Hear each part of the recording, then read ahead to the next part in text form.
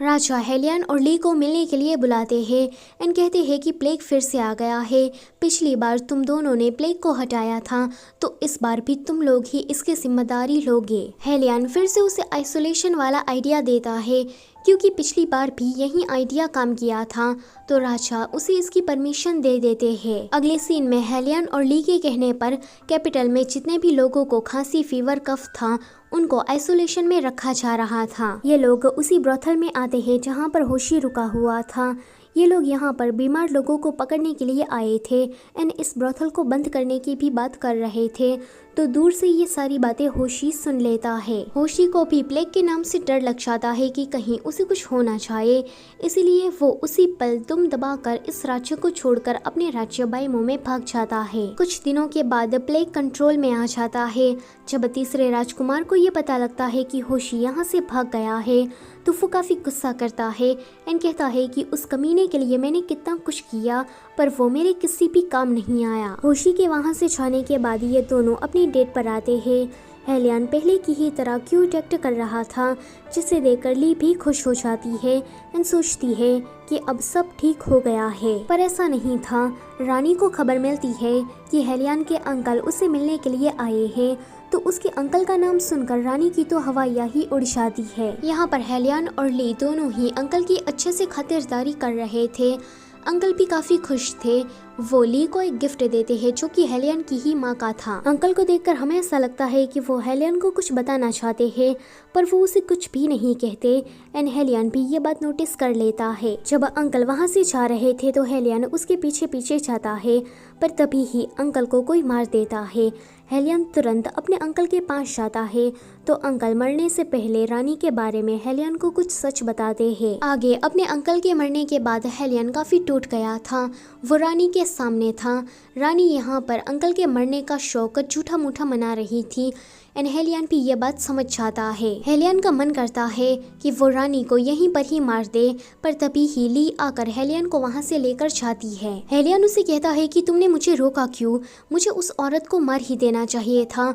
उसने पहले तो मेरी माँ को मारा और जब अंकल को इसके बारे में पता लग गया तो उसने अंकल को भी मार डाला। हेलियन को तो रानी को अभी के अभी ही मारना था, पर ली उसे फिर से रोक कर कहती है कि अगर रानी को तुमने अभी मारा तो राजा तुम्हें सजा देंगे। तुम्हारे जाने के बाद फिर मेरा क्या होगा?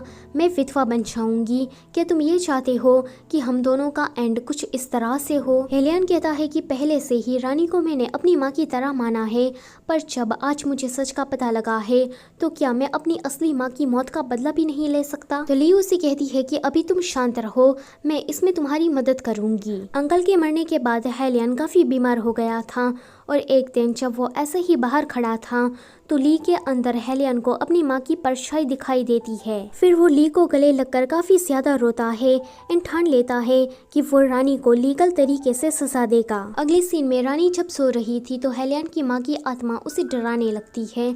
वेल ये ली का ही प्लान था। हेलियन की माँ को इस तरह से देखकर रानी की तो सांस ही अटक जाती है। हेलियन की माँ बार बार उस पल को मांग रही थी, तो वो कहती है कि उस पल को तो हेलियन ने राजा को दे दिया है, तो वो अभी उसके पास है। अगले दिन रानी काफी ज्यादा डरते हुए उस पल को चुराने के लिए जा रही थी कि तभी ही वहाँ पर राजा आ जाते हैं। उसको इन्वेस्टिगेशन करने के बाद पता लग गया था कि रानी ने पावर हासिल करने के लिए हेलियन की माँ और उसके अंकल को मार डाला था। वो उसे जेल में डालने का ऑर्डर देते हैं, तो रानी उसे कहती है कि हम दोनों कपल हैं, तुम मेरे साथ ऐसा नहीं कर सकते। राजा उसे कहते हैं कि तुम इस राज्य की रानी हो तो तुम्हें सभी औरतों का रोल मॉडल होना चाहिए, लेकिन नहीं, तुम तो एक खूनी हो। अपनी लालच के चलते तुमने काफी मासूमों के साथ बुरा किया है। फिर कैपिटल में सभी लोगों को रानी के बारे में पता लग जाता है। तीसरा राजकुमार रानी से मिलने के लिए आता है। वो रानी की ऐसी हालत देखकर कैसे चुप बैठता, तो रानी उसे कहती है कि तुम मेरी तरह गलती मत करना। मैं पावर के चलते अंधी हो गई थी। मैंने तुम्हें क्राउन प्रिंस बनाने के लिए क्या कुछ नहीं किया, तो प्लीज अब तुम रुक जाओ, कहीं तुम्हारा एंड भी मेरी तरह ना हो जाए।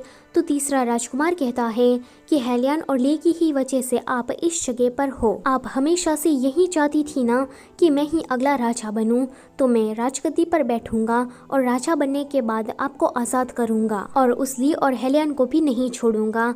वो इतना कहकर जाने लगता है।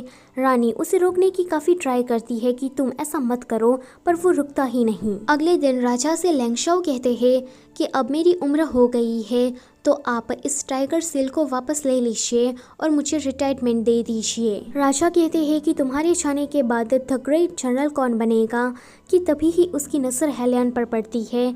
वो उसे कहते हैं कि तुम इस पोजीशन के लिए बिल्कुल परफेक्ट हो, पर हेलियन मना करके कहता है कि नहीं, मैं इसके लिए काबिल नहीं हूँ, आप ग्रेट जनरल किसी और को बना दीजिए।